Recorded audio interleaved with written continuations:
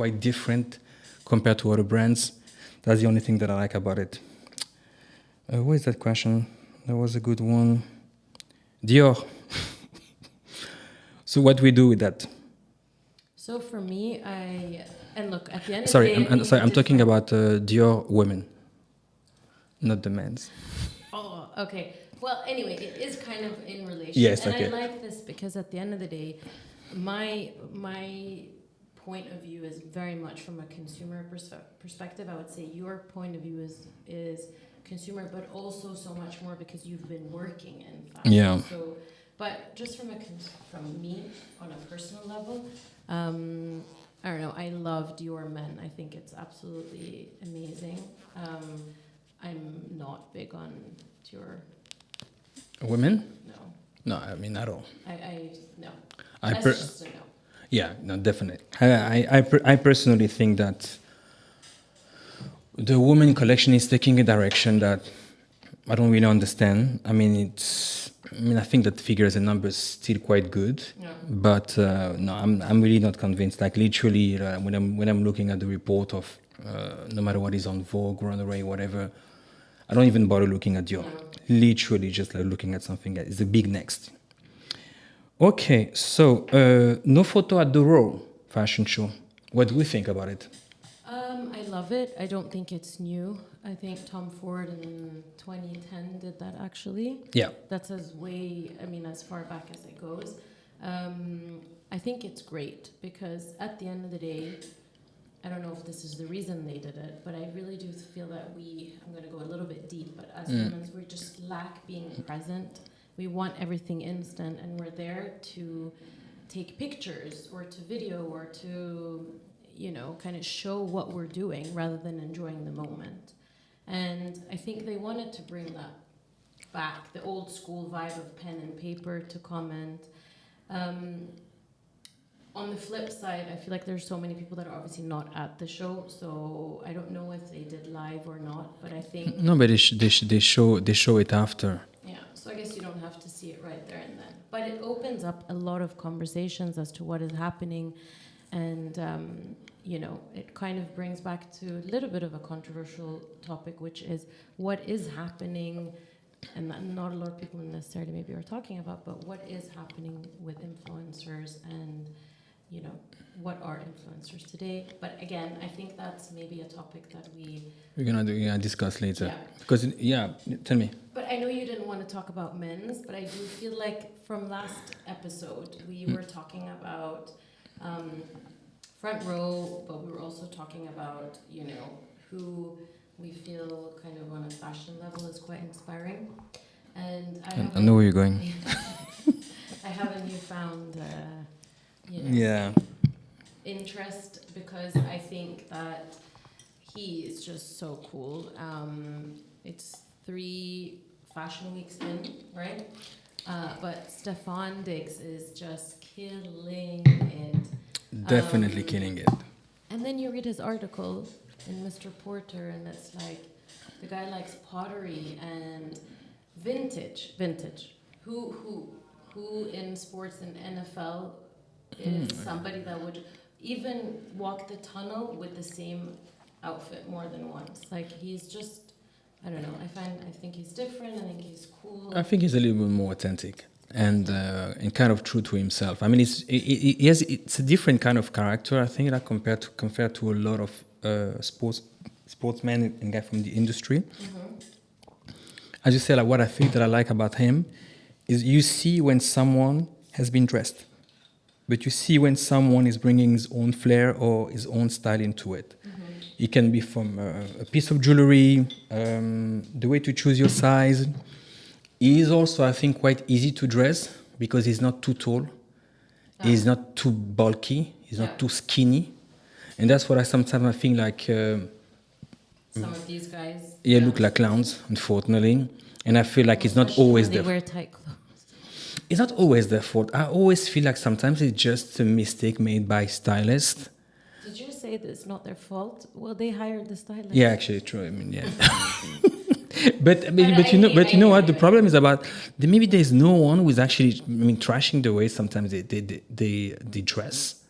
Look, having style is definitely a blessing, but it's also about time, giving yourself the time, right? Because I see, like, if I am in a good mood and I'm like feeling very creative, then I'm in my closet kind of looking Yeah. around. If I'm not, you know?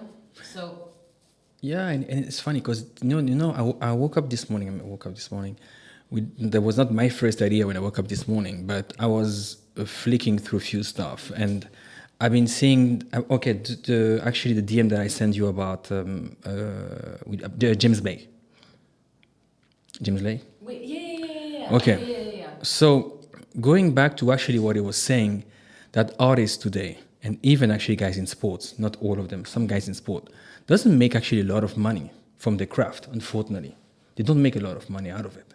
So they're trying to work on different on different Avenues to, gigs. yeah. You know what I mean? It's fashion, it's this, it's that. So I'm like, when you actually are playing fashion, play it well. Yeah.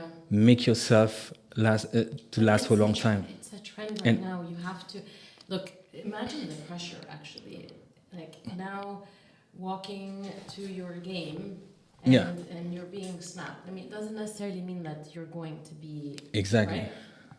Like they're not maybe going to post you or whatever, but maybe you want to be posted.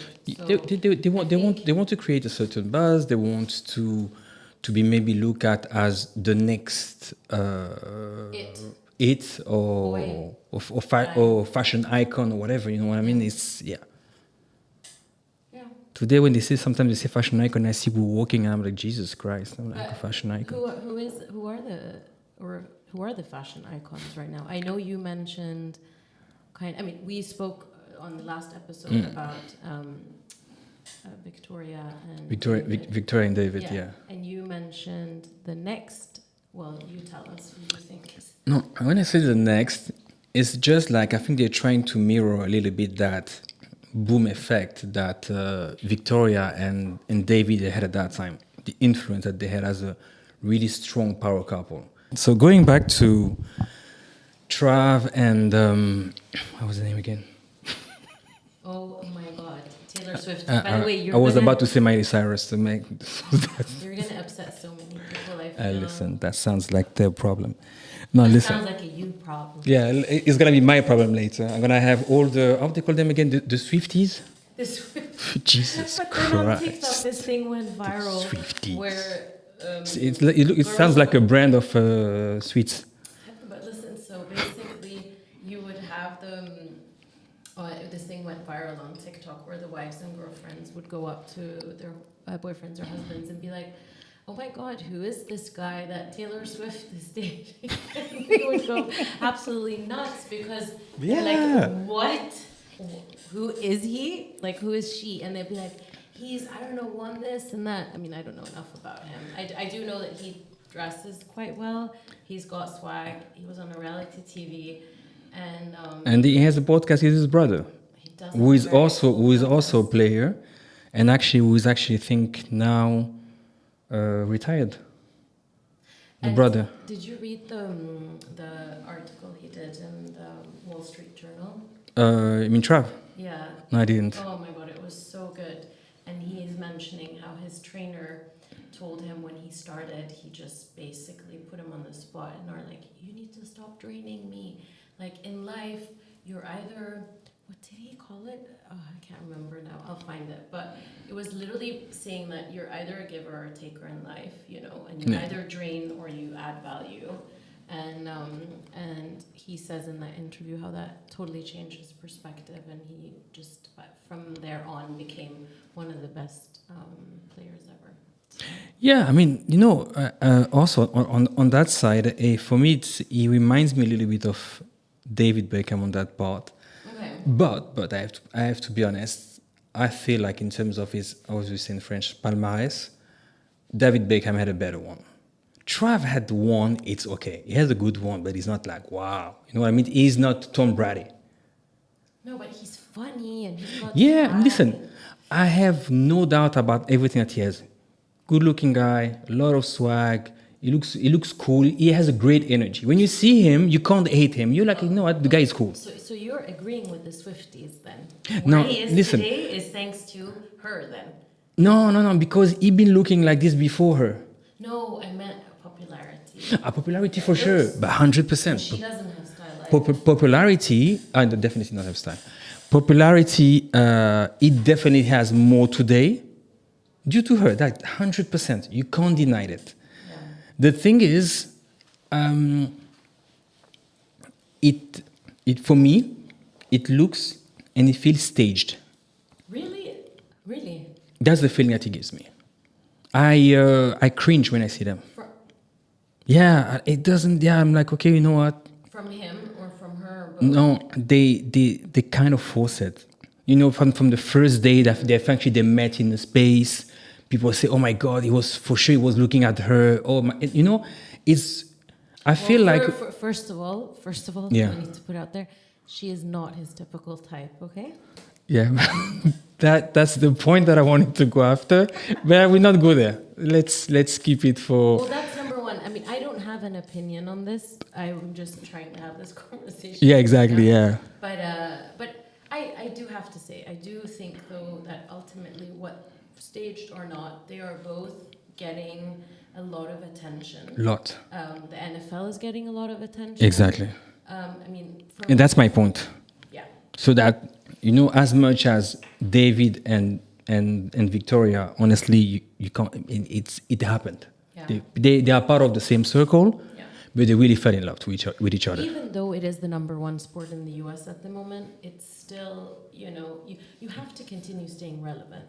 Exactly. Right? I mean, that's why we were saying also in the last episode, like about the NBA, like there's a lot more that obviously needs to be done or that they're trying to do. Listen, the James are doing TikToks and dance with the family. So definitely people, even if they're number one player in the world and one of the best player ever, they still need to be relevant and do stupid things on TikTok. So are we saying that overexposing yourself is a good thing? Yes, I mean it's a good thing in our actual environment. It's you know A necessary evil, or whatever they call it. yeah, exactly. So part of the question and the analysis of Brenda hashtags was do we still need a stunt doing a show? The Copernic show, when you had this dress that was made on the spot, or you had this really weird guy that I forgot the name, that I need to find his name, something Sam Smith. Huh? Sam Smith. Okay, also part of it. I'm not gonna go there, but you know what I'm thinking But about it. The whole thing about going, like, that you need a viral moment, or that Swedish brand that was throwing Yes, trash and food or whatever it is. Above, it's called. No, I'm sorry, that is not okay. And also, okay, fine.